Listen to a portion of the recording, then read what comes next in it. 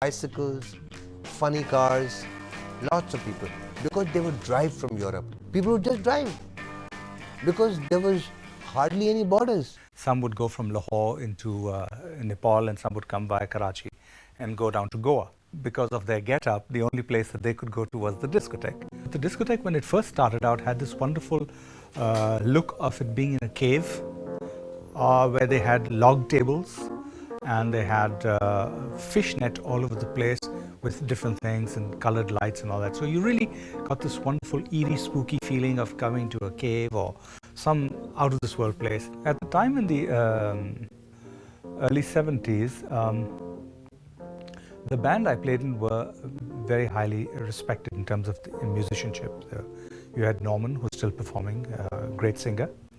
My elder brother Ivan, who was renowned as a guitar player. Mr. Edgar Saville on the keyboards, a phenomenal keyboard player. And they had very long histories before them as well, because he was a piano player. Edgar Saville, my father,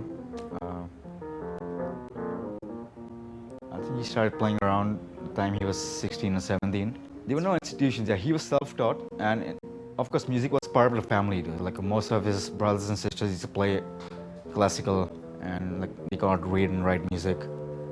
But he was the only one that couldn't read or write. So you see, he just went straight into jazz, and kind of like he broke out of that rut. But there wasn't much scope for jazz then later on, like towards the 70s. So then he went towards rock.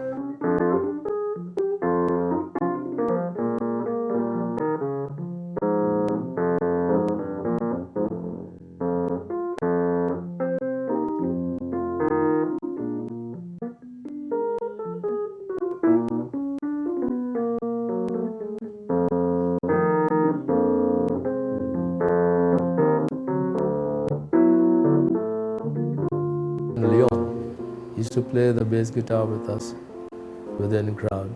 He was a handsome guy, the pretty boy, you know. The brain was Ivan, his brother. He used to take out all the new songs, and Ivan used to listen to the BBC on the radio, and he used to take out the lyrics. He used to tape down, the music from the radio. And it wasn't so clear, but somehow or the other we used to get the music together and we used to practice it. Radio was part of our lives, and it was a very good part of our lives. In the night, I recall that there was no noise pollution, and the city was so quiet, you could actually hear the ship's siren from the Karachi port. So as we slept, I have this in my memory bank. There is this nostalgia when I hear some songs of that era, which is particularly Indian songs, which I know I didn't listen to actively, but they were songs when I was half asleep. I could hear from radios, probably some laborer down the street was listening to. I remember when we were kids, there were two English music programs on Radio Pakistan, which was the only music you could listen to. They had one at 1:30 in the afternoon, which was a request program. So it was really like everyone used to rush home to say who had been requested for what, kind of thing. School got over at about the same time. So I made a deal with the school principal. I could skip Urdu, do Pak studies on my own, and grab whatever transport I could find and rush to the radio station. Sometimes I'd be out of breath, literally, and you could hear me saying, okay, this is Fawzia Mong, and here's listener's choice. The other was this guy called Eddie Carapiet, who I think again is very, very important as far as the Pakistan music scene is concerned, because he was probably the first disc jockey, English disc jockey, and RJ, whatever you want to call him. He chose the music and he talked about the music. And I'll tell you a funny thing. I lived in the Philippines for a few years, and I was on a flight going to Manila, and Eddie Carapiet was on the same flight. He was going to Australia. He had migrated. And I said, oh, I'm a big fan. I said, you got us through our teenage years. From Edward Carapiet, Max Nazareth took over. And he was also the disc jockey at 3 Aces. I don't know, I can't remember whether it was 3 Aces or 4 Aces. But he was forever the disc jockey.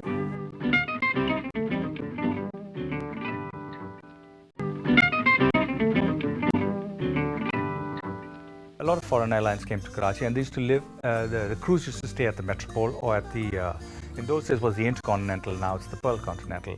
So every now and then you'd get, the Lufthansa crew coming in, or you'd have the Swiss Air crew. There was a family, an American family, who used to work in Dubai, and they used to live in Karachi. They used to work on a rig. So they used to work 15 days and 15 days off, or month and month off, like that. Now people work in Karachi and live in Dubai. Those days, they used to work in Dubai and live in Karachi. Depending where they came from, if they were Europeans, then they tend to like more pop. The Americans liked more rock, because then we'd also have, a lot of visiting American ships or Air Force people would come in, and so there would be a lot of that kind of mix. All these bands basically came up in the time when disco was the main thing. But in Pakistan, people hear a variety of music. They didn't just listen to disco. They would want to come to a disco, but they didn't want to hear purely disco music. There she stood in the doorway with the mission bell. I was thinking to myself, this could be heaven, this could be hell. Then she lit up a candle, and she showed me the way. There were voices in the corridor, I thought I heard them say, welcome to the Hotel California. What a lovely place, what a lovely place, what a lovely place. Living it up at the Hotel California. What a nice place, what a nice place. When you came into this more of a nightclub scene, you tended to play more stuff that people could dance to. So from pure pop, which is like, what's it called, One Way Ticket, that was a very big hit at one time. You'd play stuff like Beautiful Sunday, but then you also got to play a lot of Santana.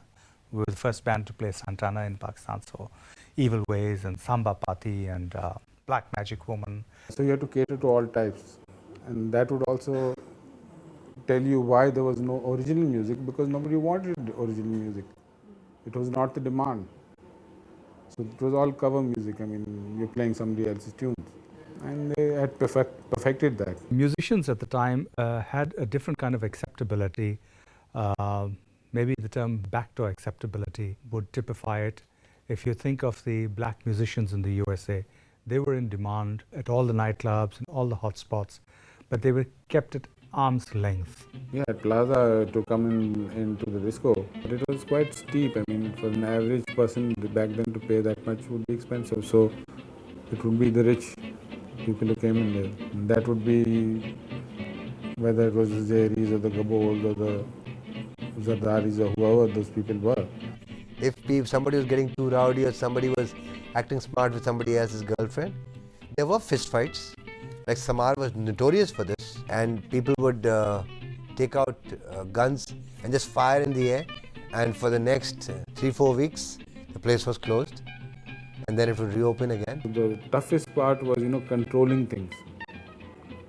And they're all high-strung people, and you can't really use a bouncer to throw out. I mean, that will be your last day, not in the place on earth. 6 times a week, and the maximum we got was 3,000 rupees a month. But it was a king's ransom in those days. But what happened was that, okay, you played really well today, somebody's happy, they left you a bottle. That was a common thing. So booze was free. It was like the band people knew everyone out there. Our band went and played for Mr. Bhutto's inaugural bash in Larkana in January 1972. That time Murtaza was a good friend of ours. Friend what? He used to be a fan of ours, you can say. Fans are all friends, of course. He said, you have to play for this day. I said, okay. So he booked us the special train, and we were off to Larkana to play. Mr. Mumtaz Bhutto was the governor of Sindh at that time, and he told us, don't forget, he's the president, you have to play the national anthem for him. It's something we had never played before.